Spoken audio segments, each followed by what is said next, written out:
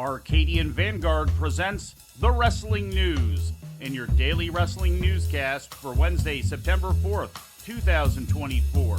Good morning, I'm Mike Sempervive. We begin today with AEW news. 3 former talents terminated by the company have brought a lawsuit against All Elite Wrestling, among others.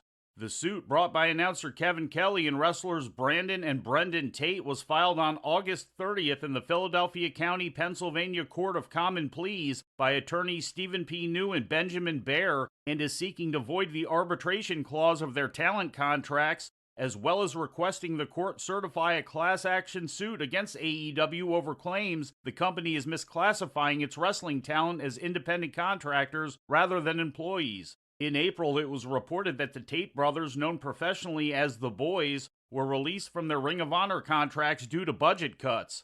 ROH owner Tony Khan claimed during media events that their release was due to no-showing several events, a claim that the brothers deny. That claim is now at the center of the defamation allegation against Khan by the Tate brothers. Real name Kevin Foote, Kelly is seeking monetary damages, claiming, among other things, that AEW breached his contract and has interfered with his ability to find work elsewhere. Also named in the lawsuit is AEW announcer Ian Riccoboni, whom Kelly also seeks monetary damages from and claims defamed him by way of social media after accusing him of being a member of QAnon. Kelly, who joined AEW in June 2023 after working as the English-speaking commentator for New Japan Pro Wrestling, was fired from his position as an AEW play-by-play announcer in March after he went public on his social media expressing his frustrations with the company and Riccoboni. Attorney Stephen P. New released a statement saying, quote, "I applaud the bravery of these plaintiffs in bringing this long overdue action, challenging the misclassification of pro wrestlers as independent contractors instead of employees. We know we are in for a long, hard fight, but in the end, I believe justice always prevails," end quote. In WWE news, Odyssey Jones has been fired from the company, according to a report yesterday from Brian Alvarez of Figure 4 Online, after allegations of domestic violence had surfaced. No official announcement regarding Jones's status had been made at the time of this report. He is not currently among the active roster on the company's website. Jones had recently been brought up from NXT to take part in a main roster program with the New Day.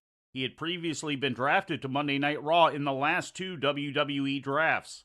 NXT was broadcast live last night on the USA Network from the WWE Performance Center in Orlando, Florida. In the closing segment, Julia made her first appearance on the weekly NXT program, coming out to take down Chelsea Green and to confront NXT Women's Champion Roxanne Perez. Chelsea Green gonna be black and blue tomorrow. You ain't lying, man.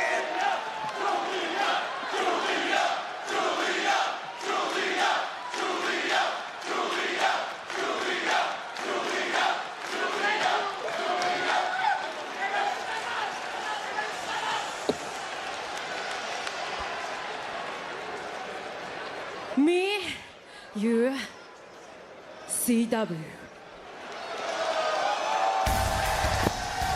As NXT looks towards its future, is the NXT Women's Champion Roxanne Perez staring into hers.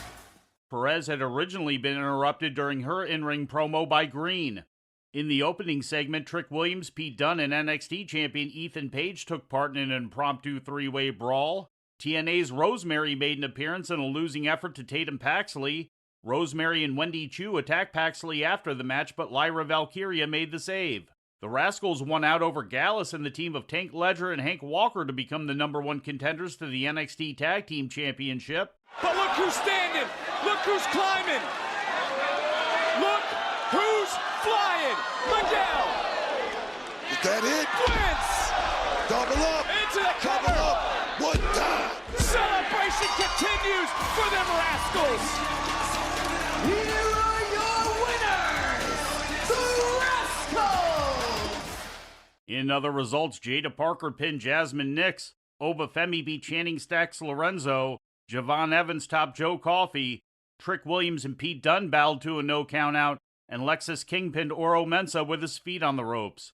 In ratings news, last Friday's SmackDown drew 2.054 million viewers to Fox, according to WrestleNomics. That's down nearly 10% from the previous week's audience of 2.250 million.